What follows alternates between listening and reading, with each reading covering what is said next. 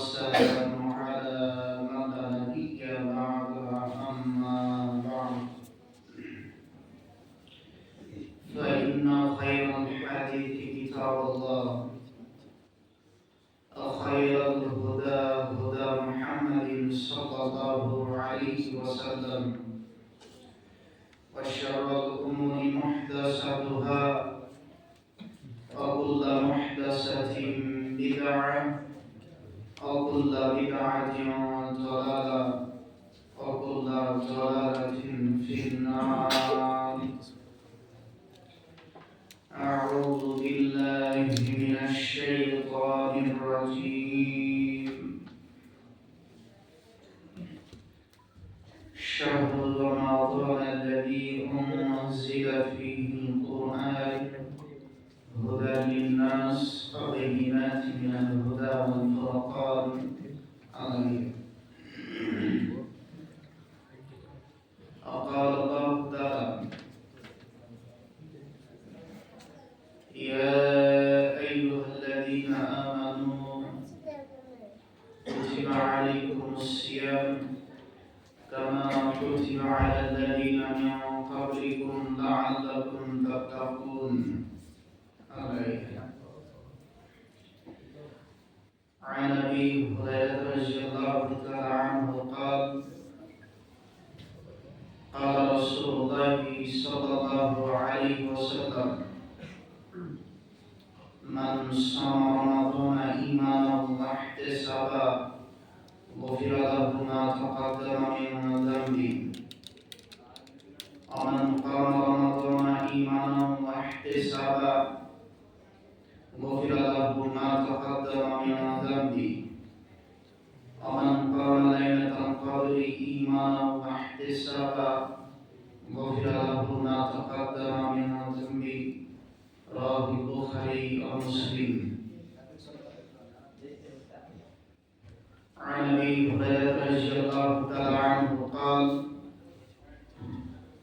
قال رسول الله صلى الله عليه وسلم: من لم يدع قول الزور والعمل به فليس لله حاجة في أن يدع طعامه وشرابه.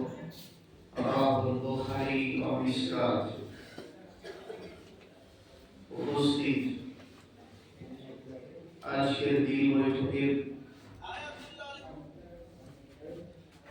সভাপতি সাহেব, উপস্থিত ওলামায়ে কেরাম, উপস্থিত দিনী ভাই সকল, পর্দানশীল মা ও বোন, প্রশংসা আল্লাহ তাআলার জন্য। সংক্ষিপ্ত আকারে আমরা প্রশংসা করি আলহামদুলিল্লাহ। শান্তি অবতীর্ণ হোক আল্লাহ রাসূলের উপর সাল্লাল্লাহু আলাইহি ওয়াসাল্লাম। আল্লাহুম্মা আমিন। আজকের এই বৈঠকের সংক্ষিপ্ত আলোচ্য বিষয় রমজান মাসের বিশেষ আমল শাহরি ইফতার সাদাকা। উল্লেখ্য বিষয়কে সম্মুখে রেখে কোরআন এবং সহিহ হাদিস থেকে এক গুরুত্বপূর্ণ তথ্যবহুল বিবরণের চেষ্টা করব ইনশাআল্লাহ আজিজ। ওয়া তাওফিকি ইল্লা বিল্লাহ। আলোচনা শুরু করার পূর্বে আপনাদের সঙ্গে কয়েকটি কথা বলে আলোচনা শুরু করব ইনশাআল্লাহ। আলোচনা যতক্ষণ চলবে ততক্ষণ সকলে আমার সঙ্গে কথা বলবেন, এটা আপনারা মনে রাখবেন। আমি এখানে বক্তব্য দিব আর আপনারা সকলে চোখ বন্ধ করে ঘুমাবেন, এরকমটা যেন না হয়। আমি ওই বক্তাই নই, এখানে মনে রাখবেন যে আমার সঙ্গে কথা বলছেন। আমি যে কথা বলবো কথার উত্তর চাইলে উত্তর দিবেন ইনশাআল্লাহ। আর সকলে কথার গুরুত্ব দিবেন। মনে করবেন যতগুলো কথা বলছি সব কথাগুলো দামি কথা, তাহলে মনোযোগ এই দিকে থাকবে, তাহলে গুরুত্ব দিতে পারবেন।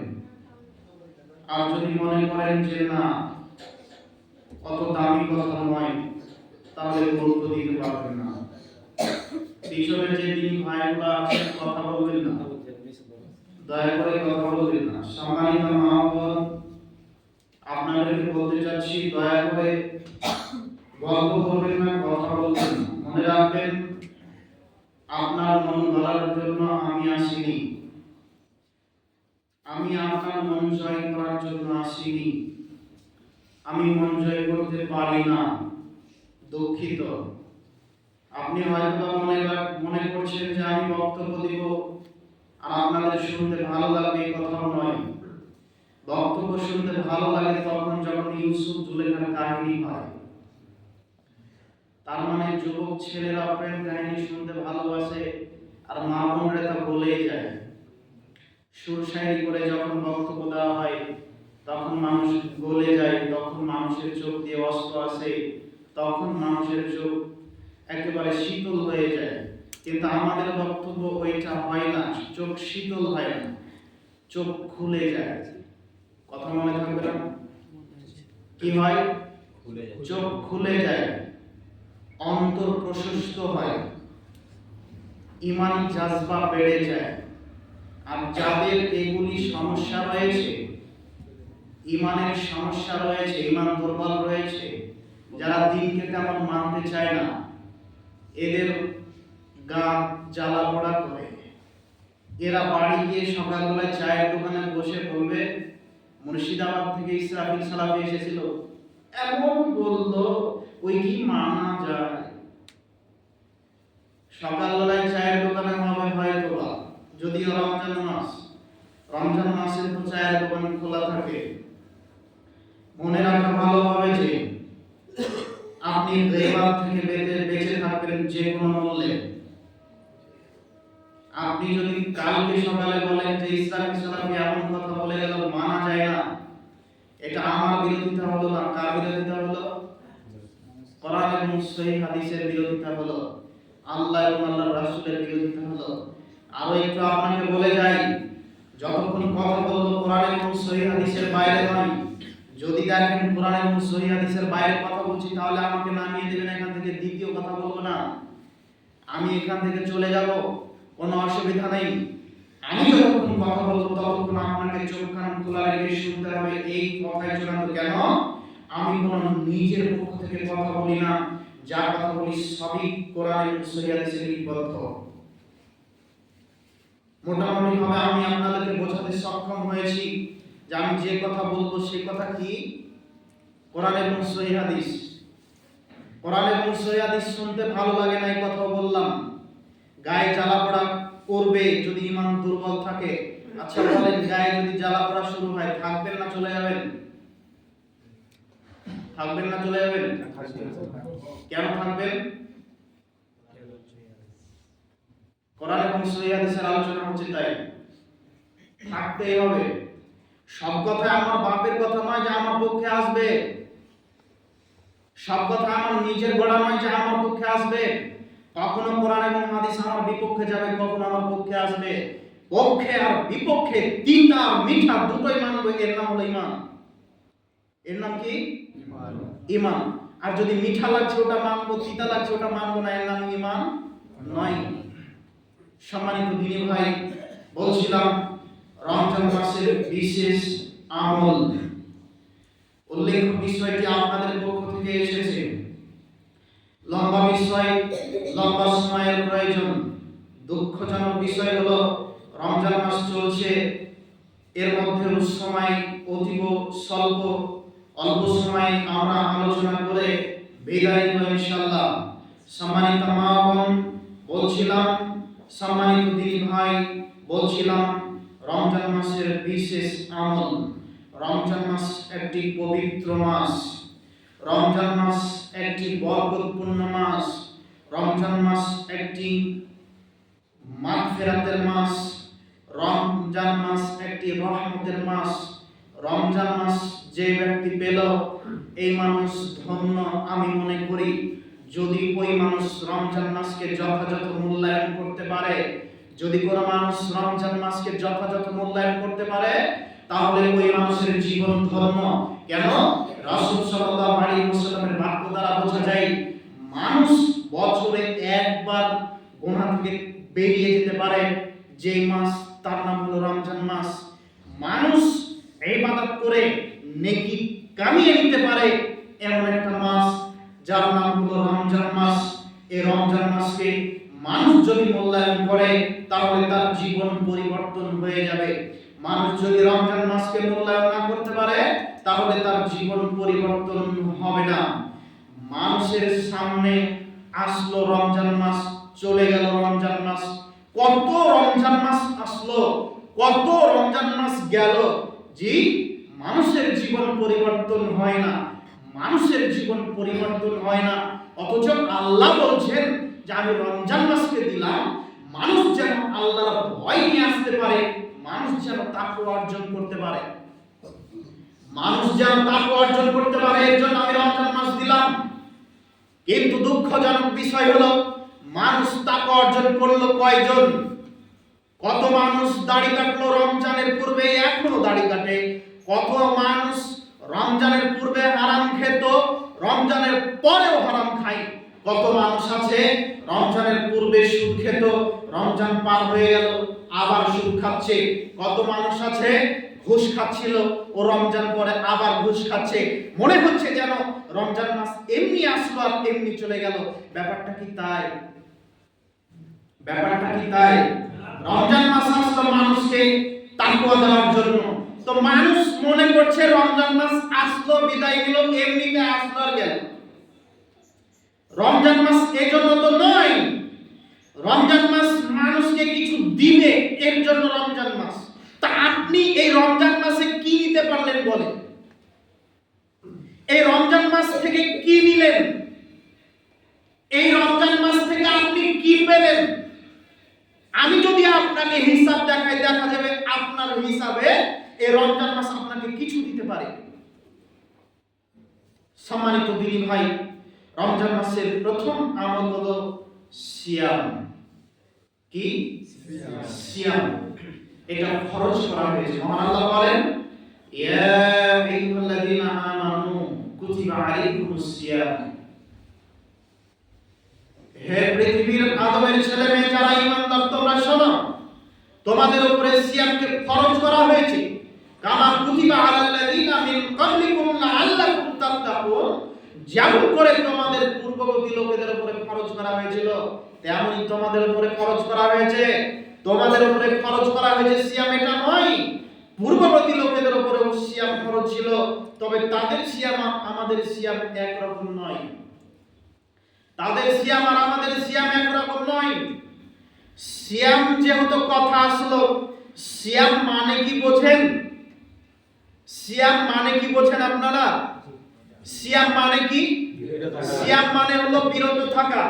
ভারত, বাংলাদেশ, পাকিস্তানের মাটিতে যেটা বোঝে সিয়াম মানে, সেটা হলো ওই ফজরের পূর্বে সাহরি খেয়ে ইফতার করি, ওই যে মাগরিবের আযান হওয়ার সাথে সাথে খাওয়া থেকে বিরত থাকা, পান করা থেকে বিরত থাকা, স্ত্রী মিলন থেকে বিরত থাকা, এর নাম হলো সিয়াম। আসলে ঘটনা তো সত্য, এর নাম সিয়াম। তবে এটা হলো হালাল জিনিস। সিয়াম অবস্থায় এটাকে ত্যাগ করতে হয়। সিয়াম অবস্থায় হারাম জিনিস ত্যাগ করতে হয়, কিছু হালাল জিনিস ত্যাগ করতে হয়। মহান আল্লাহ তাআলার আদেশ অনুযায়ী হারাম জিনিসে ঈমানদার কোনোদিনই হাত লাগাতে পারে না। কিন্তু এই রমজান মাস মানব জাতিকে শিক্ষা দেওয়ার জন্য এসেছে। ওই যে প্রথমেই বললাম, এই রমজান মাস তাকে শেখাতে আসলো হারাম আর হালালের মধ্যে পার্থক্য। মানুষ যদি প্রকৃত সিয়াম থাকতো তাহলে এই যে তিনটা হালাল কাজ, খাওয়া, পান করা, স্ত্রী মিলন, এই যে হালাল কাজ থেকে বিরত থাকলাম, কেন আমরা সিয়াম আছি? আমরা হারাম কাজ থেকে বিরত থাকবো কেন? আমরা সিয়াম আছি। এইবার আপনাকে বলি, মানুষ খাওয়া পান করা থেকে বিরত থাকে, কিন্তু মানুষ কয়জন আছে যারা সিয়াম অবস্থায় হারাম খাওয়া থেকে বিরত থাকে? কথা বলে, কয়জন মানুষ হারাম খাওয়া থেকে বিরত থাকে? তাদের সিয়ামের কি অবস্থা হবে? তাদের কি অবস্থা হবে আল্লাহু আলাম, আল্লাহ ভালো জানেন। বলছিলাম লাআল্লাকুম তাত্তাকুন, মহান আল্লাহ বলছেন রমজান মাস বা সিয়াম মানুষের তাকওয়া বৃদ্ধি করার জন্য এসেছে। আপনার তাকওয়া কতটুকু বৃদ্ধি হলো আপনাকে আমি জিজ্ঞাসা করতে চাচ্ছি। আপনার তাকওয়া কতটুকু বৃদ্ধি হলো, আল্লাহর ভীতি কতটুকু আপনার জীবনে নিয়ে আসতে পারলেন, আপনি চিন্তা ভাবনা করুন। সিয়াম মানে বিরত থাকা, যদি তাই হয়, সিয়াম মানে যদি হারাম থেকে বিরত থাকাই হয়, তাহলে আমি আপনাকে বলতে চাচ্ছি যে মানুষ দাড়ি কাটছে এর সিয়াম কোথায়? যে মানুষ মিথ্যা কথা বলছে এর সিয়াম কোথায়? যে মানুষ অন্যায় কাজ করছে এর সিয়াম কোথায়? যে মানুষ মিথ্যা কথা বলছে এর সিয়াম কোথায়? এর সিয়াম কোথায়? যে ছেলেটা বলছে আমি সিয়াম আছি, আবার মোবাইলে ওর গার্লফ্রেন্ডকে হোয়াটসঅ্যাপে চ্যাটও করছে, বলেন এর সিয়াম কোথায়? যে ছেলে বলছে আমি সিয়াম আছি, ওই ছেলে মেসেঞ্জারে ওর কত গার্লফ্রেন্ড আছে, কত নারী আছে কলেজের, তার সাথে কথা বলছে। এটা তো জেনা। সিয়াম অবস্থায় হালাল জিনিস থেকে যদি বিরত থাকা হয়, তাহলে হারাম জিনিস থেকে বিরত থাকতে হবে, বলেন এর সিয়াম কোথায়? কত যুবক আছে সিয়াম আছে, আবার সকালবেলায় সেলুনে গিয়ে বলছে ও সেলুন ভাই দাড়িটা এই মাঠটা একটু পরিষ্কার করে দাও তো, বলেন এর সিয়াম কোথায়? দাড়ি কাটা হলো কাবিরা গুনাহ, দাড়ি কাটাও যায় না, ছাটাও যায় না, তাহলে সিয়াম আছেন, তাহলে আপনার সিয়াম কোথায় বলেন? ওই যুবক বলছে মাওলানা সাহেব দাঁতে কি খিলান করা যায় সিয়াম অবস্থায়? তো ওর মুখের দিকে তাকানো দাড়িটাই নাই, বলেন এখন একে কি ফতোয়া দিবেন? কোন এই মুসলিম জাতির মধ্যে একজন বলে না মাওলানা সাহেব আমি সিয়ামও আছি দাড়িও চাচ্ছি, আমার সিয়াম কি হবে? এইরকম প্রশ্ন আসে না। প্রশ্ন কি আছে যে আমি দাঁতে ক্লান করতে পাবো কি, টুথপেস্ট করতে পাবো কি? কেউ বলে না যে দাড়ি কাটাচ্ছি আমার সিয়াম হবে কি হবে না। কোন মহিলা বলে না আমি আজ প্রায় 20 বছর সিয়াম পালন করছি, আমার গায়ে পোশাক অর্ধ পোশাক থাকে, আমার গায়ে ছোট ব্লাউজ থাকে, আমার গায়ে 12 হাত শাড়ি থাকে, ওই শাড়ি পরার পর আমার পেট দেখা যায়। মাওলানা সাহেব বলেন তো আমার সিয়াম হবে? আমি সিয়াম অবস্থায় আছি, আমি হকারের কাছে মাল কিনি, সবজি ক্রয় করি, আমি সিয়াম আছি, আমার সিয়াম থাকা অবস্থায় আমার মুখটাকে হাজারো পুরুষ দেখবে, আমার সিয়াম হবে কি? এ কথা বলে না। মৌলভী সাহেব রমজানে ওই যে আমরা তরকারি চাটতে পারবো কি? এই প্রশ্ন আছে। জরুরি বিষয় প্রশ্ন আসে না, জরুরি বিষয় জানার প্রয়োজন মনে করে না মানুষ। কোনদিন মনে করে না যে রমজান মাসে সুদ খাবো, সুদ খেলে কি সিয়াম হবে? মৌলভী সাহেব বলেন তাই? বলে গো? জি না। মুখ খোলেন, বলে? বলে না। বলে কি মৌলভী সাহেব রমজান মাস তো আসলো, এই মাসে কি কি আমল করব বলেন তো? প্রশ্ন আসে। জি আছে। বলে আমরাও বলি এই আমল করতে হবে। আচ্ছা বলেন এই ছাদটা ঠিকই আছে কিসের জন্য? এই যে পিলার আছে বা পাঁচিল আছে একে সাপোর্ট দিয়ে রেখেছে, তাই না? তাই তো নাকি? যদি আপনার এই পিলার বা এই দেওয়াল না থাকে তাহলে ছাদ থাকবে কি? থাকবে না। তো আপনি সিয়াম পালন করছেন, বলছেন যে আমি বিরত আছি, তো আপনার পেটে যে সকাল থেকে মাগরিব পর্যন্ত হারাম খাবার গেল, তা আপনার ওই সিয়াম কি টিকলো?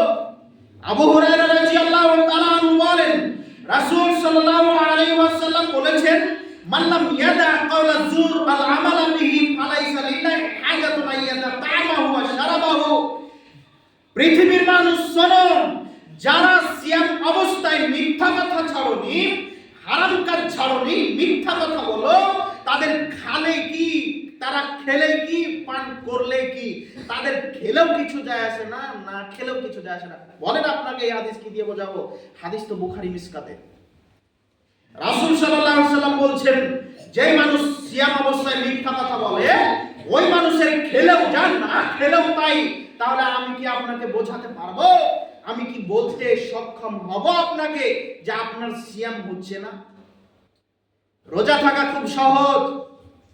রোজা মানে উপবাস থাকা, ওই হিন্দুরাও আছে সকাল থেকে বিকেল পর্যন্ত না খেয়ে, আপনিও আছেন, কোনো অসুবিধা নেই। কিন্তু সিয়াম থাকা সহজ বিষয় নয়।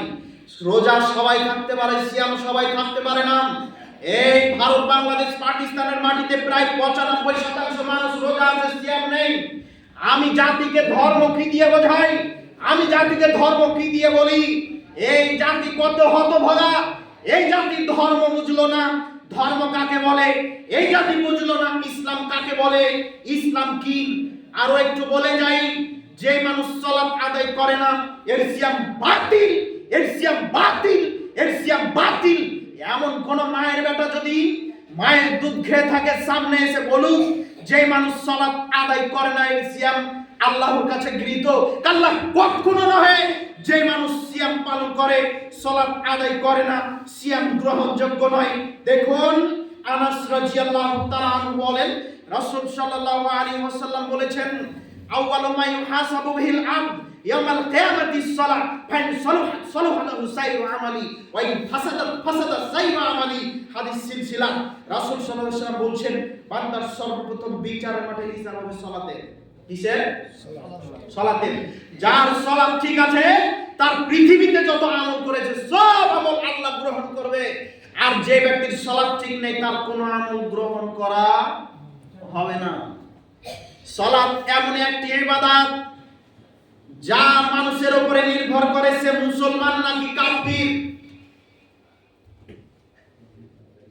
সালাত এমন একটি ইবাদত যা নির্ভর করে মানুষের উপরে ও মুসলমান না কাফির।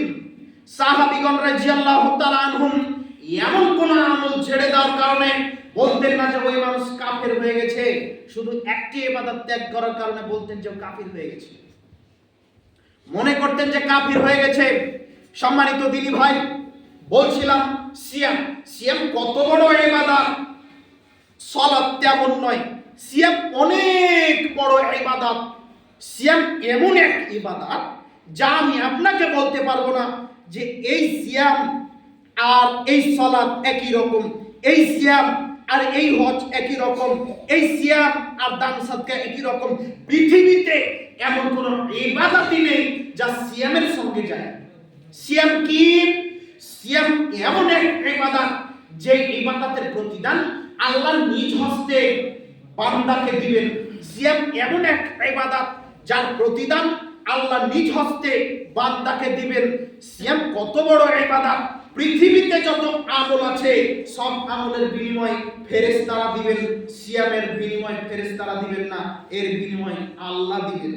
এইবারে দেখেন, উমামা রাদিয়াল্লাহু তাআলা আনহু বলেন, রাসূল সাল্লাল্লাহু আলাইহি ওয়াসাল্লামকে আমি বললাম, মুরনিবি আমালিন, আল্লাহর নবী আপনি আমাকে একটা আমলের আদেশ করেন তো। তখন আল্লাহর নবী বললেন, ক্বালা আলাইকা বিসাম ফাইন্নাহু লা ইদলা লাহু। শোনো মামা, তুমি সিয়াম পালন করো। সিয়াম সমপর্যায়ের কোনো ইবাদত নেই পৃথিবীতে, সিয়াম সমপর্যায়ের কোনো ইবাদত নেই। অতঃপর আবার বললেন আল্লাহর নবী, মুরনিবি আমালি, আপনি আমাকে একটা আমলের আদেশ করেন, আমি আমল করব। তখন আল্লাহর নবী বললেন, ক্বালা আলাইকা বিসাম ফাইন্নাহু লা ইদলা লাহু, তুমি সিয়াম পালন করো, সিয়ামের সমপর্যায়ের কোনো ইবাদত নেই। আবার বললেন আল্লাহর নবী, মুরনিবি আমালিন, আপনি একটা আমলের আদেশ করুন, আমলের শিক্ষা দিন, আমি আমল করব। তখন আল্লাহর নবী বললেন, ক্বালা আলাইকা বিসাম ফাইন্নাহু লা ইদলা লাহু, তুমি সিয়াম পালন করো, সিয়ামের মতো, এর উদাহরণের মতো পৃথিবীতে কোনো ইবাদত নেই। লোকটি তিনবার বললেন আমলের কথা। আল্লাহর নবীর বাক্য হলো, তুমি সিয়াম পালন করো। কি? সিয়াম পালন করো। আল্লাহ নবী বললেন না যে তুমি দান সদকা করো। আল্লাহ নবী বললেন না তুমি হজ করো। আল্লাহ নবী বললেন তুমি সিয়াম পালন করো। সিয়াম সমপর্যায়ের কোনো ইবাদত নেই, সিয়ামের উদাহরণস্বরূপ কোনো ইবাদত নেই। আমি আপনাকে কি দিয়ে বোঝাই? সম্মানিত উপস্থিতি, হাদিস তো সহিহ, হাদিস তো সহিহ। এখন কি করবেন? রাসূল সাল্লাল্লাহু আলাইহি ওয়াসাল্লাম এই কথা বলে ছাড়েননি। আবু সাঈদ খুদরি রাদিয়াল্লাহু তাআলা আনহু বলেন, রাসূল সাল্লাল্লাহু আলাইহি ওয়াসাল্লাম বলেছেন, মান সামা ইয়ামান ফি সাবিলিল্লাহ বা'দাল্লাহু ওয়াজহু আনিন 70 খারিফা। মানুষ যদি একটা সিয়াম আল্লাহকে সন্তুষ্ট করার জন্য পালন করে, তাহলে আল্লাহ ওই বান্দার মুখটাকে জাহান্নামের দিক থেকে 70 বছর দূরত্বে করে দেন, ফিরিয়ে দেন। হাদিস তো বুখারী। বলেন একটা সিয়াম পালন করলে মানুষের মুখকে জাহান্নাম থেকে ফিরিয়ে দেওয়া হয় 70 বছর দূরত্বে। কত বছরের দূরত্বে? 70 বছরের দূরত্বে। অন্য বর্ণনায় এসেছে যে খান্দাকান কামা বাইনা সামাই ওয়াল আরদ, মানে তার মাঝে আর জাহান্নামের মাঝে আসমান এবং জমিনের পরিধি যতটা, এইরকম একটা পরীক্ষা সৃষ্টি করে দেন, যার পরীক্ষা হলো এতটা। তার মানে বলেন যে মানুষ সিয়াম পালন করবে ওই মানুষ কি জাহান্নামে যেতে পারে? এরপরেও আপনাকে বলছি, সিয়াম যত দামি ইবাদত হোক, সিয়াম যত বড় ইবাদত হোক, সালাত বিহীন কবুল হবে না। জি, এই কথা আমরা বোঝাতে সক্ষম হয়েছি। তাই তো দেখেন না, রমজান মাসের যেই দিন চাঁদ দেখা গেল, সেই দিন মানুষ হিড়িক পড়ে গেল মসজিদে ঢোকা। তাই তো নাকি? হিড়িক পড়ে গেল, মনে হচ্ছে যেন এরা সবাই আমেরিকা থেকে আসলো, কেউ গ্রামে ছিল। এইবার দেখেন, ও বেটা বলছে যে মৌলভী সাহেব জোর গলায় বলে গেল, যদি সালাত আদায় না করি তাহলে সিয়াম যে কবুল হবে না, রোজা যে কবুল হবে না, তাই আমি এই রমজানে সিয়ামও পালন করব আর সালাতও আদায় করব আর নামাজও পড়ব। তাই তারা আসলো রমজান মাসে। আর যেই দিন শাওয়াল মাসের চাঁদ দেখা গেল, সেই দিন মসজিদকে tata bye bye good bye বলে চলে গেল। তারপরে মনে হয় যেন ওদেরকে ডাকার জন্য একটা মাইক ভাড়া করতে হবে, যে দেখেন কোথাও হারিয়ে গেল না। তাই তো নাকি বর্তমান পরিস্থিতি? আর এই কয়েকটা শ্রেণীর মানুষ মসজিদে ঢুকে শুধুমাত্র ইমাম সাহেবের পিছনে পোতা দিবে। ঠিক বলছেন, তাড়াতাড়ি তাড়াতাড়ি তাড়াতাড়ি সহ্য হয় না। ও তো জিন্দেগিতে মসজিদে আসেনি, 1 মাস এসেছে। ও কি ইবাদতের মর্ম বুঝে? ও কি ইবাদত কাকে বলে বুঝে? তাই তো ইমাম সাহেবকে বলছে, ইমাম সাহেব কেন জি আপনার তারাবির সালাত আদায় করতে 1 ঘন্টা লাগে, ওই পাড়ার মৌলভী সাহেবের 30 মিনিট লাগে। বলে না আপনাদের কাছে? বলে 30 মিনিট লাগে। আর ওই শ্রেণীর একজন মানুষ যদি সেক্রেটারি সভাপতির মধ্যে থাকে, তাহলে তো খবরই হয়ে যাবে। দেখবে যে কোন মাল তাড়াতাড়ি পড়তে পারে, যে তাড়াতাড়ি পড়তে পারে, দাঁড়িয়ে যদি মাঠ পরিষ্কার থাকে, ওকে ঢুকা মসজিদে। সমাজের যদি পরিবর্তন করতে চান, এইরকম যারা নেতৃত্ববান থাকবে, তাদেরকে বহিষ্কার করতে হবে। পারবেন ইনশাআল্লাহ? ইনশাআল্লাহ পারবেন। যখন কমিটি নির্ধারণ হচ্ছে, তখন এই কাপুরুষের বাচ্চারা বলছে ওই ওকে করো ওকে করো ওকে করো। কেন গো ওর বাপের টাকা বেশি যে, তুমি টাকা না দিলে ওই একা ছাদ করে দিবে, ওই মালের এই ছাদে বেশি টাকা আছে, ও হারাম খেয়ে আছে, তারপরে ওকে করতে হবে দায়িত্ব। কেন? টাকা দিতে পারবে যে। টাকা দিয়ে দ্বীন ইসলাম চালানোর চেষ্টা করিয়েন না, তাকওয়া দিয়ে চালাতে হবে। রাসূল সাল্লাল্লাহু আলাইহি সাল্লামের নীতি হলো তাকওয়া দিয়ে দ্বীন ইসলাম চালাতে হবে। রাসূল সাল্লাল্লাহু আলাইহি সাল্লামের নীতি হলো তাকওয়া দিয়ে দ্বীন ইসলাম চালাতে হবে। এই গ্রামে যদি ফকির মানুষ থাকে, সে যদি সবচেয়ে তাকওয়াশীল হয়, সে যদি ঈমানদার হয়, দ্বীনি শিক্ষা থাকে, তাকে এই মসজিদের দায়িত্ব দিতে হবে। দেখবেন উন্নতি কাকে বলে। যুবকের হাতে দিতে হবে যে তাকওয়াশীল, দেখবেন মসজিদের উন্নতি কাকে বলে। আর যতদিন দাড়ি কাটা দাড়ি ছাটা হারামখোরের হাতে থাকবে, মসজিদে এসি হতে পারে, মসজিদে টাইলস হতে পারে, মসজিদে কিয়ামত পর্যন্ত মক্তব চালু হবে না। কিয়ামত পর্যন্ত মক্তব চালু হবে না। ও বলবে আমরা মসজিদে কত উন্নতি করেছি, দেখো না, ওই যে গোদরেজ কোম্পানির একটা এসি লাগিয়ে দিয়েছি, 50-60 হাজার দাম, মার্বেল টালি করে দিয়েছি, দেখো না কয়েক লাখ টাকা লেগেছে। তোমরা কি করতে পেরেছো? চলুন জনাব, আপনাকে বলে যাচ্ছি, যদিও আমার এটা বিষয় নয়, এই ছেলেগুলোকে যদি মক্তবে কোরআন মাজিদ শিক্ষা দেন, আপনার গ্রামে যদি একটা মসজিদ না থাকে, ও ফাঁকা মাঠে সালাত আদায় করে নেবে। এই কথা আমি বিশ্বাস করতে পারি। যদি এই গ্রামে মক্তব চালু না থাকে, দিন ইসলাম এই ছেলেগুলো শিক্ষা অর্জন না করে, মসজিদ যত দামি হোক, মসজিদের সালাত আদায় করার লোক থাকবে না, একদিন নরেন্দ্র মোদী হাতে যাবে। কথা ঠিক যাচ্ছে না?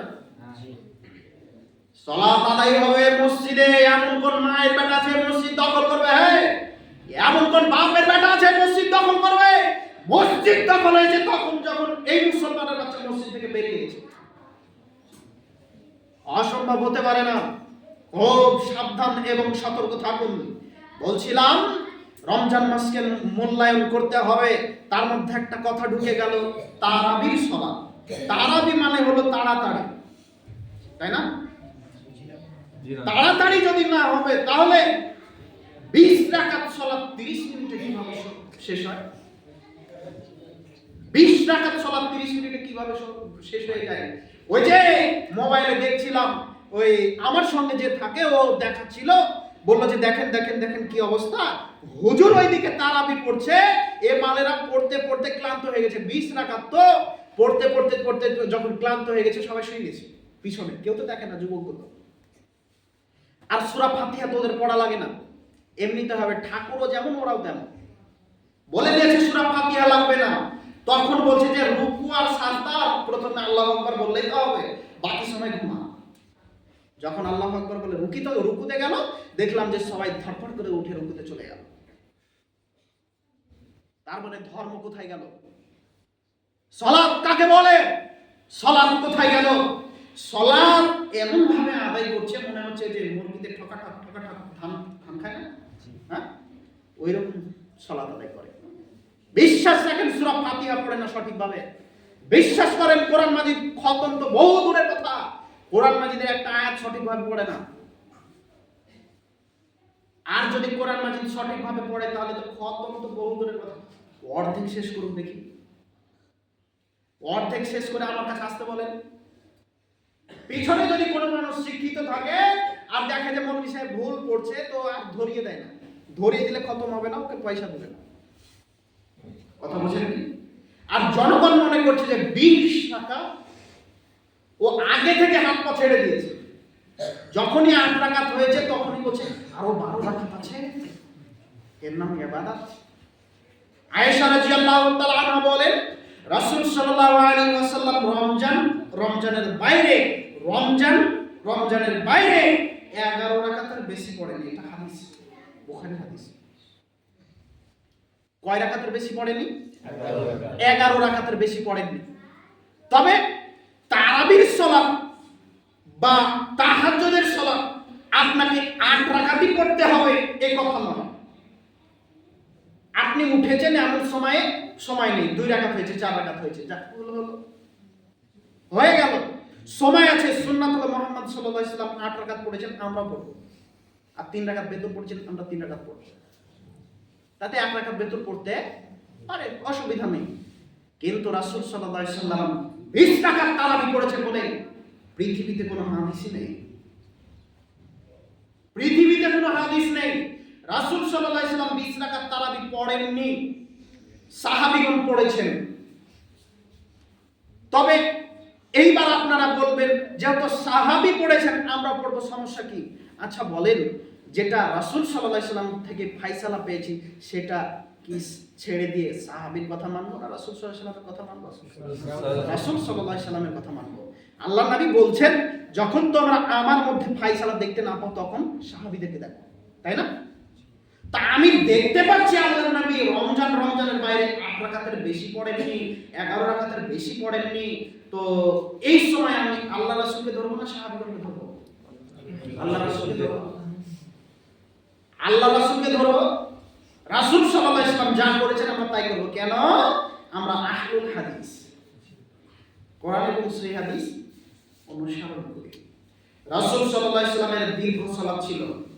রাসূলুল্লাহ সাল্লাল্লাহু আলাইহি ওয়াসাল্লাম লম্বা কিরাত করতেন, লম্বা করে রুকু করতেন, লম্বা সাজদা করতেন, তারাবির সালাত আদায় করতেন।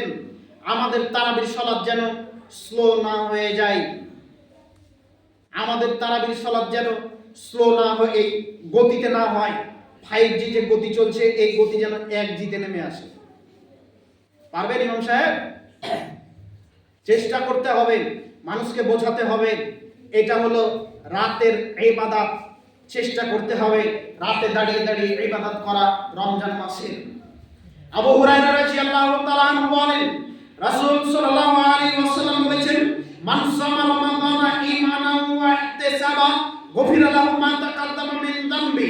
যে ব্যক্তি রমজান মাসের সিয়াম পালন করলো ঈমানের সাথে সওয়াবের আশায়, যে মানুষ মনে করলো আমি রমজান মাসের সিয়াম পালন করছি ঈমানের সাথে সওয়াবের আশায়, আল্লাহ এর সওয়াব দিবেনই বিচারের মাঠে, এই আশায় সিয়াম পালন করছি, এই আশা নিয়ে যে ব্যক্তি সিয়াম পালন করবে গফিরা লাহু মা তাকাদ্দামা মিন যামবি, তার পূর্বের যত গুনাহ আছে সব আল্লাহ মাফ করে দিবেন। পূর্বে যা গুনাহ করেছেন কি করবেন? আল্লাহ সব মাফ করে দিবেন। ওমান কামা রমাদানা ঈমানান ওয়া ইহতিসাবা গফিরা লাহু মা তাকাদ্দামা মিন যামবি। যে ব্যক্তি রমজানের রাত্রিতে কিয়ামুল লাইল, রাতে দাঁড়িয়ে সালাত আদায় করবে তথা তারাবির সালাত আদায় করছে যারা ঈমানের সাথে সওয়াবের আশায়, এর পূর্বের যা গুনাহ আছে আল্লাহ সব ধুয়ে মুছে পরিষ্কার করে দেবেন, সব মোচন করে দেবেন। সুবহানাল্লাহি ওয়া বিহামদিহি। এত বড় নিয়ামতকে আপনি কিভাবে ছাড়তে পারেন? এত বড় নিয়ামতকে আপনি কিভাবে ছাড়তে পারেন? অজুহাত কেন? সারাদিন সব করলেন, তারাবিতে অজুহাত কেন চলে? জি না, অজুহাত করে লাভ হবে না। চেষ্টা করেন, তবে পড়তে হবে, কথা নয়। অনেক মানুষ ফরজ না পড়লেও তারাবি পড়বে, এইরকম ভাবে চলবে না। ফরজে পড়বে, তারাবি পড়বে, তাহলে ঠিক আছে। কথা বোঝাতে পারলাম? রাসূল সাল্লাল্লাহু আলাইহি ওয়াসাল্লাম বলেন, আমান কামা লাইলাতুল কদরি ঈমানান ওয়া ইহতিসাবা গফিরা লাহু মা তাকাদ্দামা মিন যামবি। যে ব্যক্তি লাইলাতুল কদরের রাত্রি তালাশ করবে, লাইলাতুল কদরের রাত্রি জাগরণ করবে, ওই মানুষের ঈমানের সাথে করবে, সওয়াবের আশায় করবে, তার পূর্বের যত গুনাহ আছে আল্লাহ সব ধুয়ে মুছে পরিষ্কার করে দিবেন। হাদিস বুখারী মুসলিম। তবে কাবিরা গুনাহ করলে হবে না। কাবিরা গুনাহ করলে হবে না। কাবিরা গুনাহর জন্য ক্ষমা জরুরি। তাওবাতুন নাসুহা, আল্লাহর কাছে একনিষ্ঠভাবে তওবা করতে হবে। আর কোনোদিন করব না, আর কোনোদিন করব না। আরো একটু বিপদ আপনাকে বলে যাই, ওই যে গীবাত করলে ক্ষমা হবে না। গীবাত করে যদি তওবা করেন আল্লাহকে বলেন ক্ষমা হবে না। যার গীবাত করেছেন তার হাত ধরে ক্ষমা চাইতে হবে। বলেন ওই যে মুরব্বী সাহেব আছে, এর কি হবে? আর মা বোনদের কি হবে? ওরা পড়ে আছে। রমজান মাসে কি এগুলি বন্ধ আছে? যদি বন্ধ থাকে তাহলে ভালো, আর যদি বন্ধ না থাকে তাহলে বিপদ।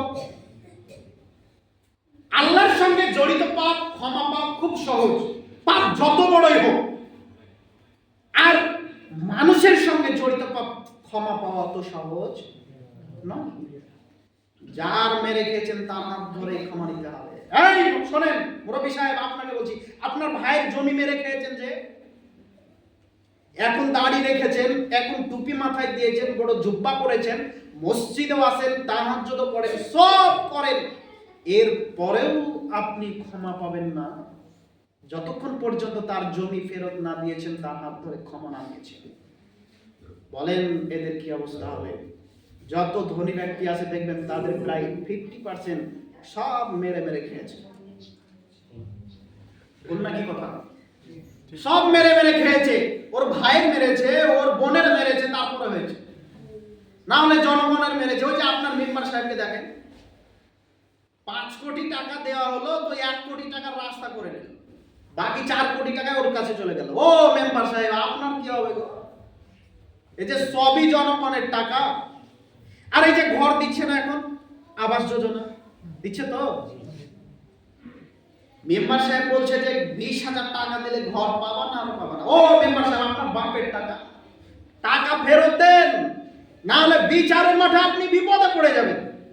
এটা গরিব মানুষের টাকা, আপনি কেন নেবেন? এই টাকা গরিব মানুষের, বিচারের মাঠে পাই টু পাই হিসাব দিতে হবে। বিচারের মাঠ বড় কঠিন, সেই দিন বাঁচাতে আপনাকে কোনো বাপ পারবে না। যদি বাঁচতে চান, যত মানুষের টাকা নিয়েছেন ফেরত দিতে হবে 24 ঘন্টার মধ্যে, তাছাড়া বাঁচার কোনো পথ নেই, ক্ষমা চাইতে হবে। সম্মানিত দিনী ভাই, বলছিলাম রমজান মাসের বিশেষ আমল 1 নম্বর কি পেয়েছেন? সিয়াম ফরজ করতেই হবে। 2, রমজান মাসে সালাতুল লাইল, যেটা রাতের সালাত, তারাবির সালাত আমরা আদায় করব ইনশাআল্লাহ, এটা আমল।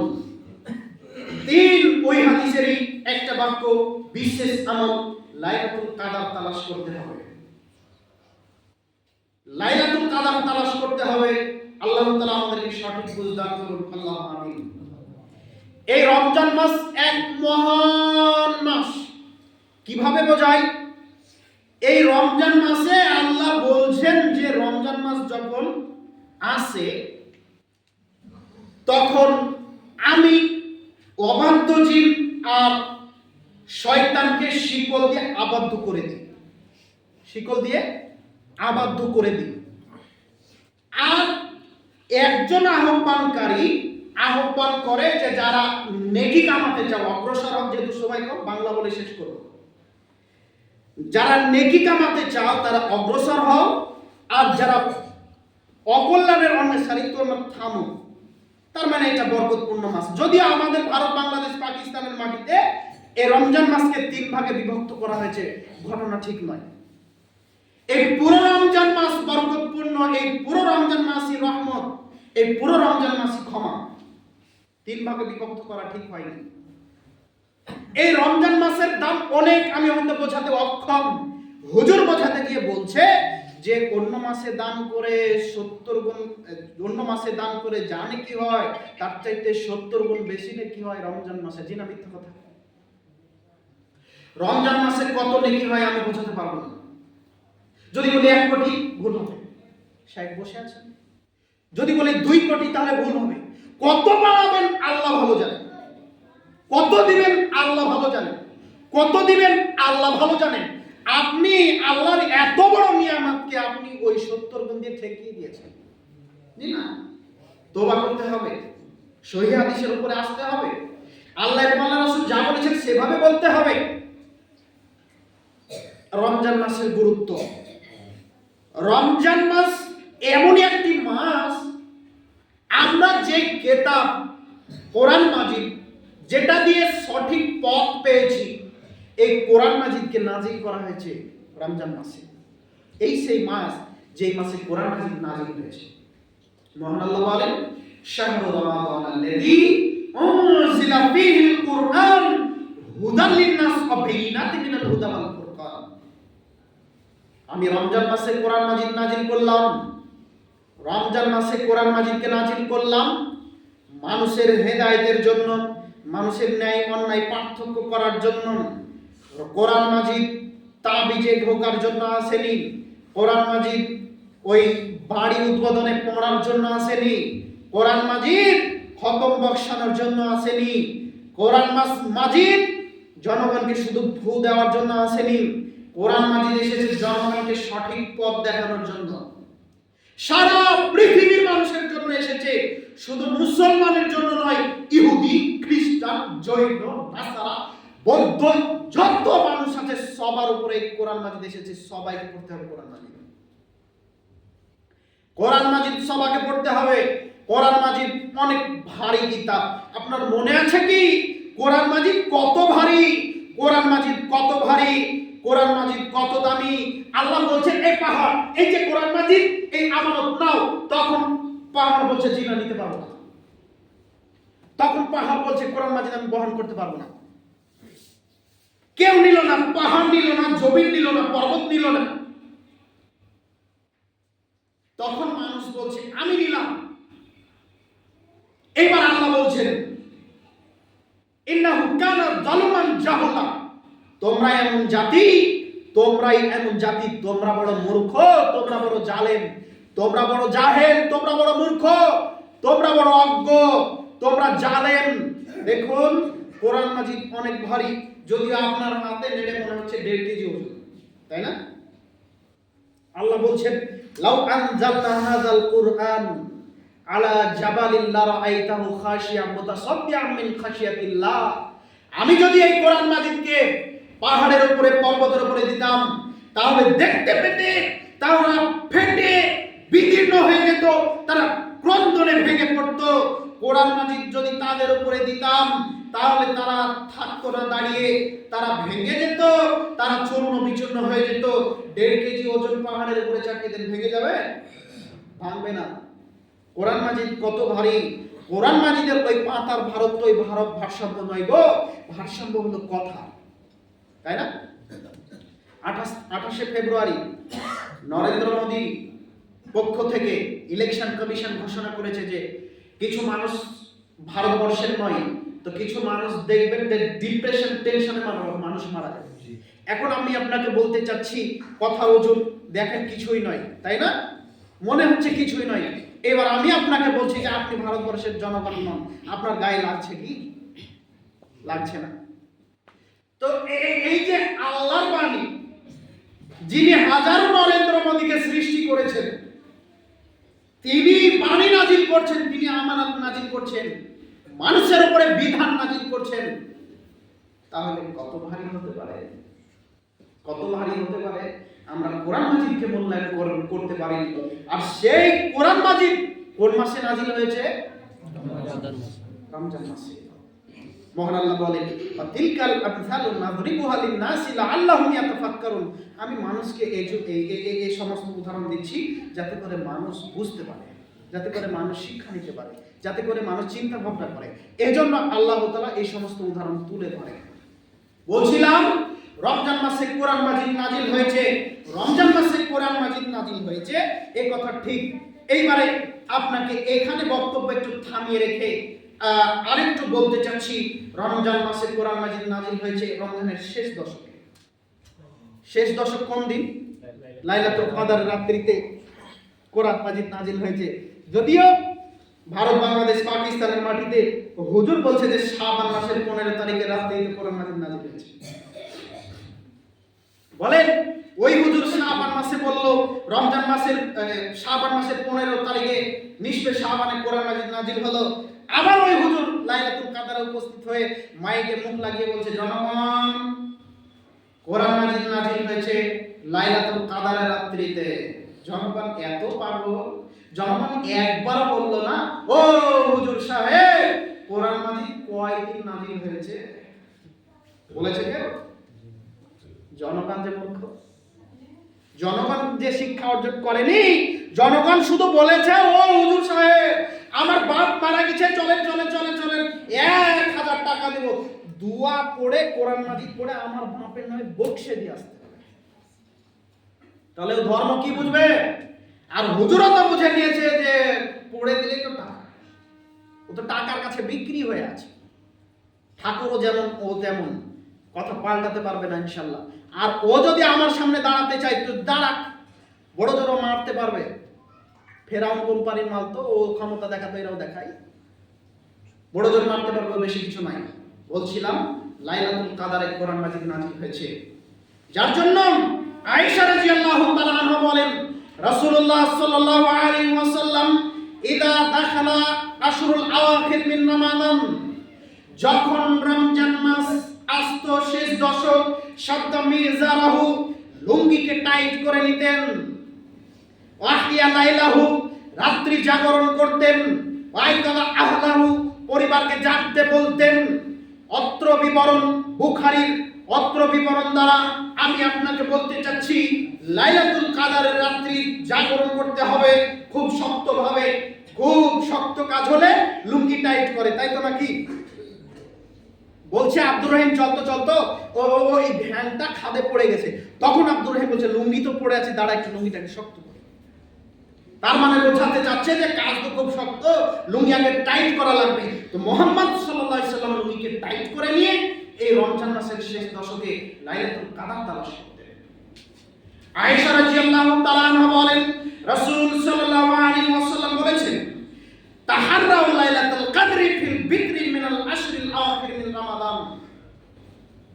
এই শোনো, তোমরা রমজান মাসের শেষ দশকে লাইলাতুল কদর তালাশ করো বেজোড় রাত্রিতে, 21, 23, 25, 27, 29 এই রাতগুলিতে লাইলাতুল কদর তালাশ করতে হবে। 10 দিন ইতিকাফ করতে হবে।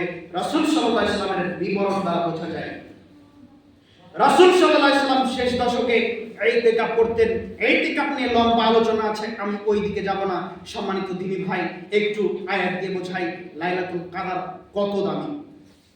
মহান আল্লাহ বলেন, ইন্না আনজালনাহু ফি লাইলাতিল কদর, নিশ্চয়ই আমি এই কোরআন মাজিদকে লাইলাতুল কদরের রাত্রিতে নাজিল করেছি। ওমা আদরাকা মা লাইলাতুল কদর, হে নবী আপনি বলতে পারেন লাইলাতুল কদর কাকে বলে, লাইলাতুল কদর কি? তখন আল্লাহ তাআলা বলছেন, লাইলাতুল কদরি খায়রুম মিন আলফি শাহর, এই মাস এমনই মাস 1000 মাস অপেক্ষা উত্তম। 1000 মাস মানে 83 বছর, প্রায় 4 মাস। 83 বছর 4 মাস ইবাদত করে যা হবে, এর চাইতে বেশি উত্তম হলো লাইলাতুল কদরের রাত্রি। এই রাত্রিকে মূল্যায়ন আল্লাহর নবী করেছেন, এই রাত্রিকে মূল্যায়ন আপনাকে করতে হবে। সম্মানিত দিনী ভাই, মহান আল্লাহ বলেন, তানাজ্জালুল মালাইকাতু ওয়ার রূহ ফিহা বিইذনি রাব্বিহিম মিন কুল্লি আমর, এই রাতে আল্লাহ তাআলা ফেরেশতাকে নাজিল করেন, রূহ তথা জিবরাইল আলাইহিস সালামকে নাজিল করেন। তারা নাজিল হন আল্লাহর আদেশে, তার রবের আদেশে, তাদের নিজ নিজ কর্মে, তাদের প্রত্যেক কর্মে। সালামুন হিয়া হাত্তা মাতলাইল ফাজর, এই রাত হলো শান্তিপূর্ণ, এই রাত হলো শান্তিপূর্ণ, একেবারে ফজর উদয় হওয়া পর্যন্ত শান্তি আর শান্তি। এই মাসে, এই রাত্রে শান্তি আর শান্তি। এই রাতকে মূল্যায়ন করুন। সম্মানিত উপস্থিতি, রমজান মাসে সিয়াম পালন করছেন, এমন কিছু মানুষ আছে যাদের সিয়াম সঠিক হচ্ছে না। কিভাবে হচ্ছে না একটু বলেন?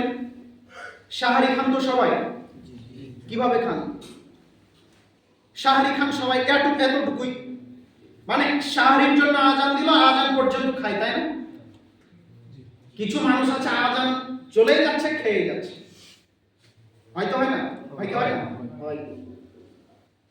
সাহারি খেতে হবে। আনাস রাদিয়াল্লাহু তাআলা আনহু বলেন, এই কথাটা আমি পরে বলছি, আগে বরকতটা বোঝাই তারপরে বলছি। আনাস রাদিয়াল্লাহু তাআলা আনহু বলেন, রাসূল সাল্লাল্লাহু আলাইহি ওয়াসাল্লাম বলেছেন, শোনো, তাসাহারু ফাইনা ফিস সাহুরে বারাকা, পৃথিবীর মানুষ তোমরা সাহারি খাও। চা বন্ধ। পৃথিবীর মানুষ তোমরা সাহারি খাও। কেন? সাহারিতে বরকত আছে। কি আছে? সাহারিতে বরকত আছে। বুখারী মুসলিম। সাহারিতে বরকত আছে। রাসূল সাল্লাল্লাহু আলাইহি ওয়াসাল্লাম বললেন, তাহলে সাহারি খেতে হবে। সাহারি খেলে মানুষের এমন আল্লাহ তাআলা বরকত দিয়েছে এই খাদ্যে, দেখবেন সকালে কিছু না খেলে 10টা পর্যন্ত ছুঁই করে ইঁদুর দৌড়ে বেড়ায় পেটের মধ্যে, তাই না? সাহারি খাওয়ার ফলে দেখবেন ওই জিনিসটা বুঝতে পারবেন না। আর একটা আছে, আমরা যেহেতু মেডিকেলে পড়েছি সেহেতু হেডেক আছে, হেডেক মানে মাথায় ব্যথা আছে। বোঝাতে পারলাম কি? কিন্তু সাহারি খাওয়ার পরে দেখবেন এটা আসে না। আর আব্দুল্লাহ ইবনে আমর ইবনে আস রাদিয়াল্লাহু তাআলা আনহু বলেন, রাসূল সাল্লাল্লাহু আলাইহি ওয়াসাল্লাম বলছেন, মা ফাসলু বাইনা সিয়ামিনা ওয়া সিয়ামি আহলিল কিতাব আকলাতা সাহরে, আমাদের মধ্যে আর ইহুদি খ্রিস্টানের মধ্যে, ইহুদিদের মধ্যে, আহলে কিতাবদের মধ্যে পার্থক্য হলো সাহারি খাওয়া। কি খাওয়া? সাহারি খাওয়া। সাহারি খেতে হবে, যা বিবরণ দ্বারা আমরা বুঝতে পারলাম। তাহলে সাহারির কিছু বিধিবিধান আছে। সাহারি খাওয়ার পূর্বে আমাদের একটু নিয়ত হবে। নিয়ত কি? সিয়াম রাখবো তাই না? ওই যে মসজিদের মাইকে বলছে যে নিয়ত, ওই নিয়ত কি? ওই নিয়ত নয়, ওটা ওর বাপের তৈরি করা। ওকে আজকে প্রমাণ করতে বলেন যে এই দোয়া কোরআন এবং হাদিসে আছে, বক্তব্য দেওয়া ছেড়ে দেব, জাতির সামনে দিন ধর্মের কথা বলবো না, মনে করবো যে আমরা কিছু জানি না। ওর বাপের কেন 14 গোষ্ঠীর ক্ষমতা নেই যে ওই দোয়া প্রমাণ করবে যে কোরআন এবং হাদিস আছে। ওর বাপের কারখানা থেকে তৈরি করে ছেড়েছে, তাই তো নাকি? এইবারে অন্তরে নিয়ত হলো, তারপরে সাহারি খেলেন। এবার দেখা যাচ্ছে যে সাহারি খেতে হয়, একদিন চেতন পাইনি, ঘুম থেকে জাগতে পারিনি, তাহলে কি করব? যদি সাহারি না খেয়ে সিয়াম থাকি তাহলে তো ইহুদি খ্রিস্টানের নীতি হয়ে যাবে, জি না? তো হয়ে যাবে কেন? নিয়ত করলেন, আর আল্লাহ এমন কিছু চাপিয়ে দেননি যেটা আপনি গ্রহণ করতে পারেন না। যদি আপনি পারেন তো থাকতে পারেন। এইবারে আজান হচ্ছে, আমি কি করব? আমি খেতে বসেছি, আজান হচ্ছে, এখন আমার 2 মুঠ ভাত আছে, খেয়ে নিলাম। কথা বোঝাতে পারলাম?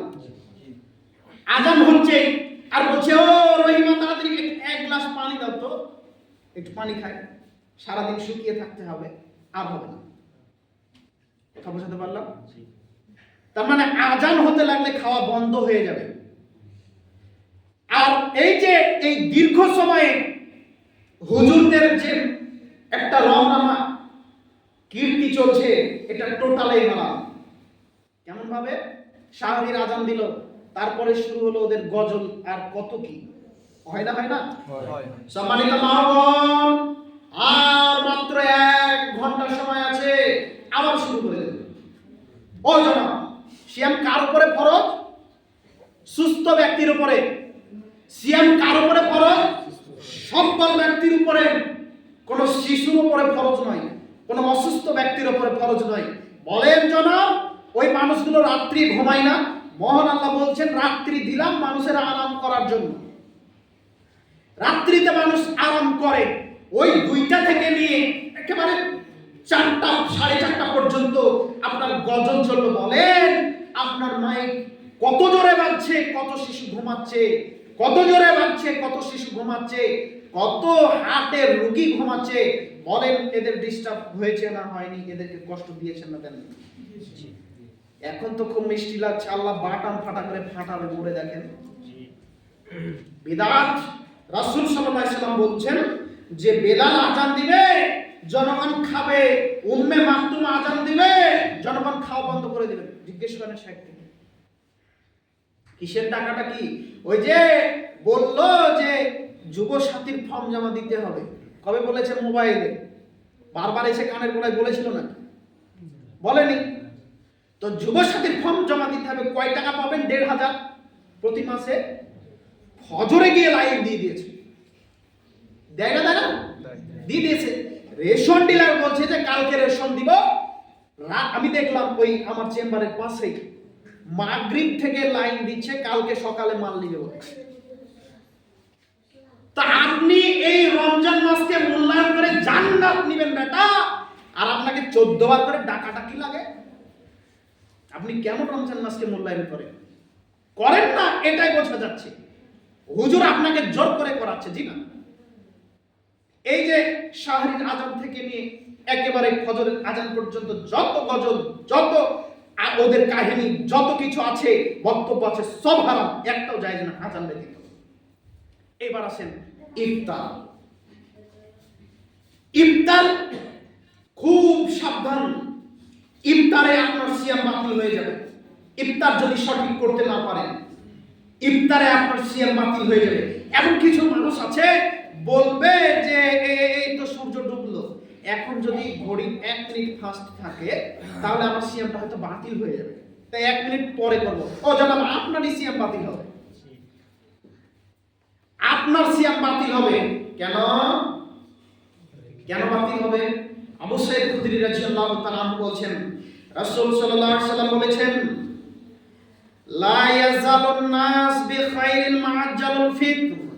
মানুষ ততদিন কল্যাণে থাকবে যতদিন মানুষ তাড়াতাড়ি ইফতার করবে। হাদিস বুখারী মুসলিম। আবু হুরায়রা রাদিয়াল্লাহু তাআলা আনহু বলেন, রাসূল সাল্লাল্লাহু আলাইহি ওয়াসাল্লাম বলেছেন, লা ইয়াজালুদ দিন জাহিরান মা'আজ্জালুন নাসুল ফিতর। দিন ততদিন বিজয়ী থাকবে যতদিন মানুষ তাড়াতাড়ি ইফতার করবে। লিআন্নাল ইয়াহুদা ওয়ান নাসারা ইউআখিরুন, কেননা ইহুদি খ্রিস্টান দেরিতে ইফতার করে। এইবার এখানে অনেক কথা আছে, সংক্ষেপে বলার চেষ্টা করব। 1 সেকেন্ড 2 সেকেন্ড আগে হোক তাতে কিছু যায় আসে না, যদি 1 মিনিট পরে হয় সিয়াম বাতিল। সিয়াম কি বাতিল? তাড়াতাড়ি ইফতার করতে হবে, সময় হলেই ইফতার করতে হবে, সূর্য ডুবলেই ইফতার করতে হবে। আজানের দিকে তাকিয়ে থাকলে চলবে না। আজানের দিকে কেন তাকিয়ে থাকবেন? যিনি ইমাম সাহেব, ওনাকে আজান দিতে হবে, ওনাকে খেয়ে আজান দিতে হবে, ওনাকে খেতে হয়, খেয়ে আজান দিবেন, খেয়ে আজান দিতে হবে তাকে। অতএব তার আজানের দিকে আপনি তাকিয়ে থাকতে পারেন না। আপনি দেখবেন সূর্য ডুবছে কিনা, সময় হয়েছে কিনা। সময় হয়েছে, সাথে সাথে বিসমিল্লাহ বলে ইফতার হবে। আল্লাহুম্মা লাকা সুমতু ওয়া আলা রিজকিকা আফতারতু। হাদিস যায়ীফ, হাদিস যায়ীফ, হাদিস যায়ীফ। এই হাদিসের একজন রাবী আছে যে রাবী দুর্বল, এই হাদিস গ্রহণযোগ্য নয়। ইফতার হবে শুধু বিসমিল্লাহ, ইফতার হবে শুধু বিসমিল্লাহ। রাসূল সাল্লাল্লাহু আলাইহি ওয়াসাল্লামকে জিজ্ঞাসা করা হলো, আল্লাহ নবী ইফতার করব, ইফতার করার পরে কি বলবো? তখন আল্লাহ নবী বললেন, জাহাবা জাম্মা ওয়া আবতালাতিল উরুক ওয়া সাবাতাল আজর, ইনশাআল্লাহ। এই দোয়া পড়তে হবে। এই দোয়া সহিহ আবু দাউদে রয়েছে, সম্ভবত তিরমিজি অথবা আবু দাউদে রয়েছে। সম্মানিত দিনী ভাই, এই দোয়া পড়তে হবে। বাকি অন্য দোয়া, অন্য নিয়ত চলবে না। ও হুজুর সাহেব, আপনি আজান দেওয়ার 7 মিনিট আগে থেকে হাত তুলে মোনাজাত শুরু করলেন। হাত তুলে মোনাজাত চলছে, হাত তুলে মোনাজাত প্রায় 5 থেকে 6 মিনিট, 7 মিনিট চললো। 7 মিনিট পরে আপনি বললেন ইফতারের টাইম হয়ে গেছে, আপনারা সকলে ইফতার করুন। এই কথা বলা হারাম, এই কথা বলা বিদআত।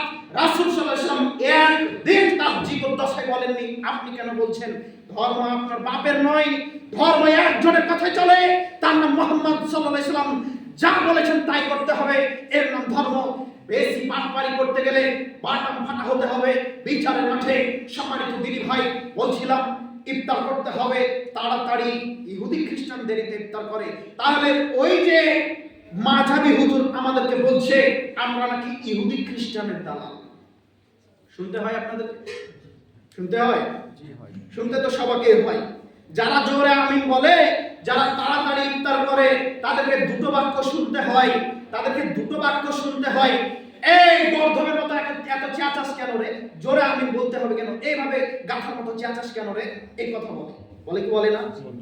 এমনকি জোরে আমিন বলার কারণে বাংলাদেশের মাটিতে একজন যুবককে হত্যা করা হয়েছে। বড় আফসোস লাগে। আর ইফতার করার ব্যাপারে তারা বলে ওরা সারাদিন খেয়ে থাকতে পারছে না, তো তাই তাড়াতাড়ি খেয়ে নেয়। বলে না? বলে না? আর কোরআন এবং সহিহ হাদিস মানার কারণে বলে যারা ইহুদিদের দালাল।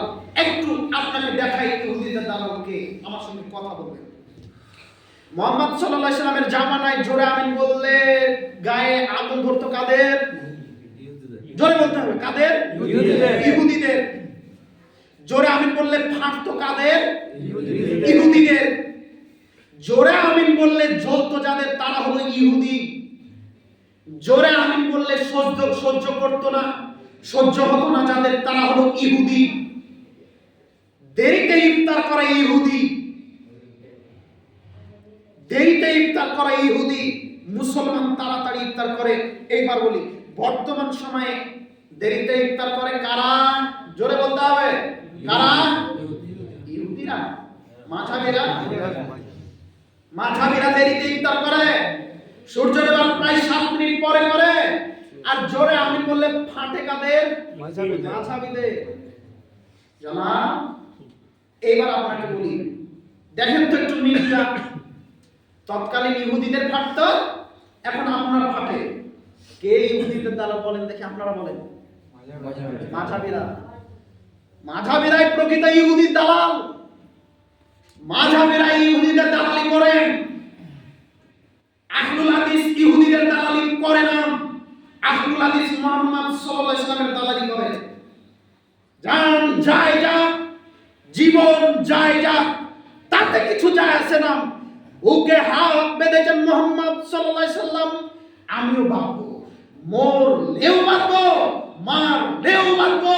জোরে আমিন বলেছেন সাহাবীগণ। মুহাম্মদ সাল্লাল্লাহু আলাইহি ওয়াসাল্লাম মসজিদ গুনগুন করে বেরিয়েছে, আমিও করব। মুহাম্মদ সাল্লাল্লাহু আলাইহি ওয়াসাল্লাম তাড়াতাড়ি ইফতার করেছে, আমিও করব। আমরা মুহাম্মদ সাল্লাল্লাহু আলাইহি ওয়াসাল্লামকে আঁকড়ে ধরব। জীবন চলে গেলেও আমরা মুহাম্মদ সাল্লাল্লাহু আলাইহি ওয়াসাল্লামকে আঁকড়ে ধরব। আমাদের জীবন চলে গেলেও আমরা মুহাম্মদ সাল্লাল্লাহু আলাইহি ওয়াসাল্লামের বাণী ছাড়তে রাজি নই। আমরা কখনো ছাড়ব না। এই যুবক ভাই, আপনাদেরকে বলছি, যে কোনো প্রান্তে থাকেন, আল্লাহ রাসূলের সুন্নাতকে কুরবানি করবেন না। ইনশাআল্লাহ। ইনশাআল্লাহ। যদি কেউ বলে রফুল আদায় না করলে সালাত কি হবে না, আচ্ছা করলে কি অসুবিধা? কথা ঠিক না? হবে না তো ওটা ছেড়ে দিলাম, করলে কি সমস্যা তাই বলো?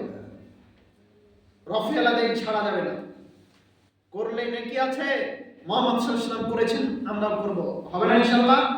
যে কোনো প্রান্তে দেখাতে হবে আমরা আহলুল হাদিস। সম্মানিত দিনী ভাই, সময় অতীব কম, আর একটু বলে আলোচনা ছেড়ে দেব ইনশাআল্লাহ। রমজান মাসের শেষে একটা বিধান আছে, সেটা হলো যাকাত আল ফিতর। আছে না নেই? আছে। সাধারণ যাকাত মানুষের উপরে ফরজ শুধুমাত্র ধনীদের উপরে, আর যাকাত আল ফিতর এটা সবার উপরে ফরজ, ধনী গরিব ফকির মিসকিন সবার। যাকাত আল ফিতর নিয়ে মানুষ অবগত আছে, আমি বেশি অল্প একটু বলবো বলে আলোচনা শেষ করবো, যেহেতু রাত অনেক হয়ে গেছে, আবার সারিতে উঠতে হবে। যাকাত আল ফিতর আমরা কি দিব, মূলত এটা নিয়ে মারামারি হয় না? এখন ট্রেন্ড, আর কিছুদিন পরে 5-7 দিন পরে ট্রেন্ড চলে আসবে, ফেসবুক খুললে এটা পাবে। যাকাত আল ফিতর টাকা দিব নাকি খাদ্যদ্রব্য দিব, এইটা বিষয়। দেখেন রাসূলুল্লাহ সাল্লাল্লাহু আলাইহি ওয়াসাল্লামের জামানায় কি টাকা ছিল না? ছিল না? ছিল। কি দিয়েছেন বলেন, আপনারা বলেন, কি দিয়েছেন? খাদ্যদ্রব্য। সাহাবীগণ রাদিয়াল্লাহু তাআলা আনহুদের বাক্য দ্বারা বোঝা যায় যে তিনারা বলছেন যে আমাদের জামানায় টাকা পয়সা ছিল, আমরা তারপরেও খাদ্যদ্রব্য দিয়েছি। তাহলে রাসূলুল্লাহ সাল্লাল্লাহু আলাইহি ওয়াসাল্লামের সুন্নাত কি? খাদ্যদ্রব্য দেওয়া। আমরা খাদ্যদ্রব্যই দিব। কি দিব? খাদ্যদ্রব্যই দিব। এখন বলবে অনেক মানুষ যে খাদ্যদ্রব্য দিবেন, আসলে যুক্তিগুলো অবাক করা, তাই না? রাসূলুল্লাহ সাল্লাল্লাহু আলাইহি ওয়াসাল্লামের জামানায় খেজুর দেওয়া হতো, কিশমিশ দেওয়া হলো, জাবিব কিশমিশ দেওয়া হতো, তারপরে পনির দেওয়া হতো। তো বলছে যে যদি রাসূল সাল্লাল্লাহু আলাইহি ওয়াসাল্লামকে মানতে হয়, পরিবর্তন না করা যায়, তাহলে তাই তোমাদেরকে দিতে হবে। আচ্ছা বলেন, আমরা কি কিশমিশ খেজুর খেয়ে বেঁচে থাকি? প্রধান খাদ্য কি? আর মুহাম্মদ সাল্লাল্লাহু আলাইহি ওয়াসাল্লামের জামানায় সৌদি আরবের মাটিতে মানুষের প্রধান খাদ্য খাবারগুলি কি ছিল? খেজুর, কিশমিশ, জব, এগুলি ছিল না? গম ছিল। এগুলি কিন্তু তারা আদায় করেছেন। তা আমাদের সময় যেটা খাদ্যদ্রব্য আছে সেটা দিয়ে আমরা আদায় করব। কথা বুঝতে পারলাম? তো ওরা বলছে যে টাকা দিলে ফিতরা হয়ে যাবে। দলিল লাগবে আমল করতে গেলে।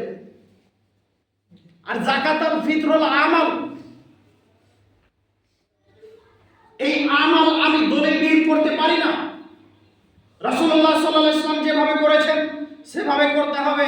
কিছু হুজুর আছে অসাধু, যারা মনে করছেন যে টাকা দিয়ে ফিতরাটা যদি চালু থাকে তাহলে আমাদের চেক কাটতে খুব সুবিধা, আর যদি চাল গম হয় তাহলে গাড়িতে বেঁধে নিয়ে যেতে মাদ্রাসায় খুব কষ্ট হয়। এরকম বলেছে যখন দলিল না দিতে পেরেছে। আমাদেরকে অবশ্যই আজ থেকে 3-4 বছর আগে অনেক মারবো ধরবো, আমাকে বীরভূমে ঘরে বন্দি করেছিল, মানে বুঝিয়ে দিতে হবে কথা, বাহাসে বসেছিলাম। আলহামদুলিল্লাহ ওরা 5-7 জন বসেছিল, আমি একজন। তো সেই দিন হলো না, তারপর একটা ডেট করলাম, এখন পর্যন্ত ডেট নিতে রাজি হয়নি। তো সম্মানিত দিনী ভাই, আগে ধরপাকড় যা হয়েছে, আজকে কিন্তু অত সোজা নয়। আজকে আহলুল হাদিসদের মধ্যে অনেক আলেম আছে, হক কথা বলছেন, আলহামদুলিল্লাহ, শুকরিয়া। তো এখন বিষয় হলো রাসূলুল্লাহ সাল্লাল্লাহু আলাইহি ওয়াসাল্লাম যেভাবে করেছেন, যেভাবে বলেছেন, সেভাবে আমরা চলবো ইনশাআল্লাহ। হোক বা না হোক সেটা পরের কথা। রাসূল সাল্লাল্লাহু আলাইহি ওয়াসাল্লাম যা করেছেন আমরা তাই করব। যাকাত আল ফিতর আমরা আদায় করব ঈদে যাওয়ার পূর্বে, শাওয়াল মাসের চাঁদ দেখে ঈদে যাওয়ার পূর্বে যাকাত আল ফিতর আদায় করে নেব ইনশাআল্লাহ। সকলে আদায় করব, আদায় করে নিব, ফকির মিসকিনকে ওর মাঝে বন্টন করে দেব ইনশাআল্লাহ। তবে 1-2 দিন আগে জমা করা যায়, করতে পারেন, অসুবিধা নেই।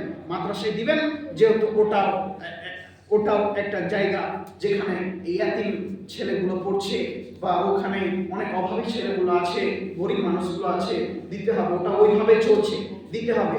ওটা একটা অসুবিধার জায়গা, ওখানে দিতে হবে।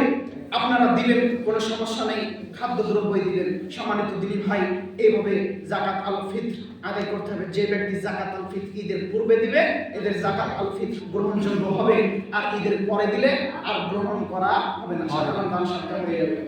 আর এই মাসে সকলে জাকাত বের করে নেবেন। কথা বোঝাতে পারলাম? জাকাত বের করে নেবেন।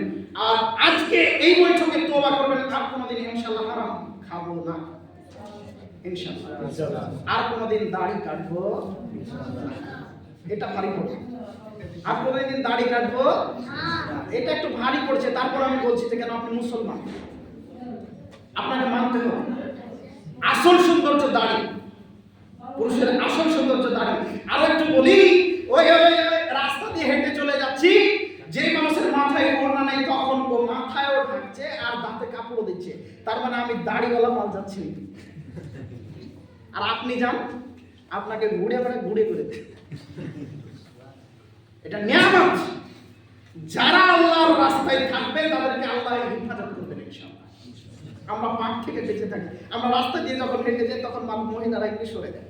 আর আপনি যান দেখি, দাড়ি নাই, যান মাথায় কাপড়ে দিবেন, আপনাকে মানুষই মনে করে না। আর যারা দাঁড়িয়ে আছে তখন ওদেরকে মানুষ মনে করে। এই কথা ভুল বলছি নাকি? ঠিক। কেউ সবাই গেল, আমারই দেখা, সবাই গেল, মেয়েরা কাপড় মাথায় দিল না। আমি আমার গ্রামে যখন ঢুকি তখন মেয়েরা মাথায় কাপড় দেওয়া, এটা তো দেই। আর একটা বিষয় হলো রাস্তাতে থাকলে দৌড়ে বাড়ি চলে যায়। হ্যাঁ, ঠিক। কাজে আপনি এত বড় নিয়ামতকে কেন বঞ্চিত করে রেখেছেন? আপনি পাপ থেকে বাঁচতে চান না? আরো একটা বিষয় বলি, দাড়ি থাকলে নেককার স্ত্রী মিলবে ইনশাআল্লাহ, আর দাড়ি না থাকলে নেককার স্ত্রী সম্ভব নয়।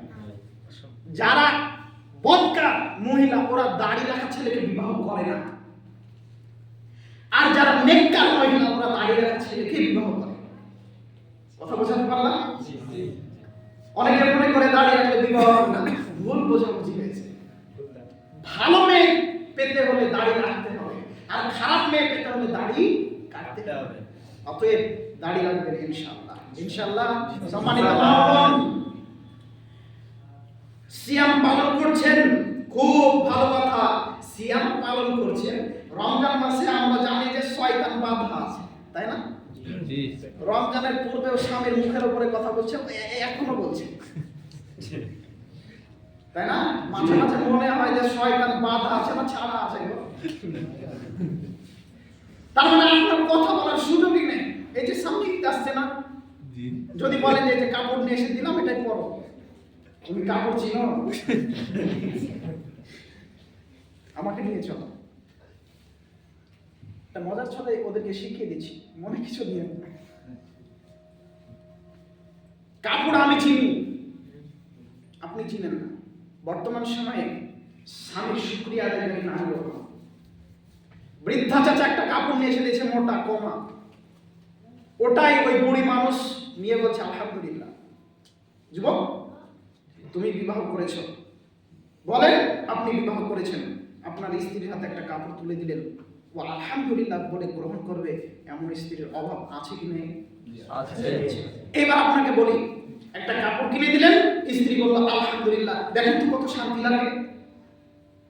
আর কাপড় দিয়ে একটু নাড়াচাড়া করে বলছে কি যে কাপড় নিয়ে মোটা চলবে, বলেন এবার শান্তি লাগছে? এবার মনে হচ্ছে না তোকে কিছুই দিব না, দাও দাও করে আগুন জ্বলছে শরীরে। সম্মানিত মা বোন, স্বামীর মুখের উপরে কথা বলবেন। আপনারা হয়তো জানেন না, স্বামীর মুখের উপরে কথা বললে স্বামীর ভালোবাসা কমতে থাকে, বাড়ে না। যত নরম স্বভাবের হবেন স্বামীর ভালোবাসা তত বেশি পাবেন। রাসূল সাল্লাল্লাহু আলাইহি ওয়াসাল্লামের বাক্য দ্বারা বোঝা যায় যে স্বামীর ইতাআত করতে হবে, স্বামীকে মেনে চলতে হবে। ভালো লাগলেও খারাপ লাগলেও স্বামীকে মানতে হবে, ভালো লাগলেও খারাপ লাগলেও স্বামীকে মানতে হবে। 5 ওয়াক্তের সালাত আদায় করতে হবে, রমজান মাসের সিয়াম পালন করতে হবে, আর পর্দার বিধান মেনে চলতে হবে। জান্নাত খুব সহজ। 4টা জিনিস দেখেন তো, এই 4টা জিনিস আপনি মানতে পারেন কিনা? সবাইকে মানতে পারলেও স্বামীকে মানতে পারেন না। বাইরের মানুষ ভালো আসলো, বেশ খুব ভালো কথা বললেন, দেওয়ার আসলো ভালো কথা বললেন, স্বামীকে দেখলে আপনার দাঁত কিটিমিটি করছে, জি না? আল্লাহ ছাড়া অন্য কাউকে যদি সাজদার অনুমতি থাকতো, কাকে সাজদা করতে বলতেন? মুহাম্মদ সাল্লাল্লাহু আলাইহি ওয়াসাল্লাম। তার মানে বোঝা যাচ্ছে বিবরণ যে স্বামী পৃথিবীতে সবচেয়ে ভালো ব্যবহারের হকদার, বেশি। তো বর্তমান সময়ে সবচেয়ে খারাপ ব্যবহারের হকদার যিনি, তিনি হলেন স্বামী, তাই না? সম্মানিত দিনী ভাই, অতএব সম্মানিত মা বোন, আপনারা চেষ্টা করবেন স্বামীর মুখের উপরে না কথা বলে স্বামীর শুকরিয়া আদায় করে জীবনযাপন করা। রাসূল সাল্লাল্লাহু আলাইহি ওয়াসাল্লাম বলছেন যে আমি জাহান্নামে দেখলাম অধিকাংশ অধিবাসী নারী। তখন আমি বললাম, এই সাহাবীগণ বললেন, আল্লাহর নবী, তারা কেন জাহান্নামে?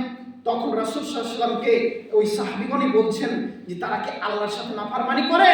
তো সাহাবীগণ এই কথা বলার সাথে সাথেই আল্লাহর নবী বললেন যে না, তারা আল্লাহর সাথে নাফরমানি করে না, তারা নাফরমানি করে তার স্বামীর সাথে।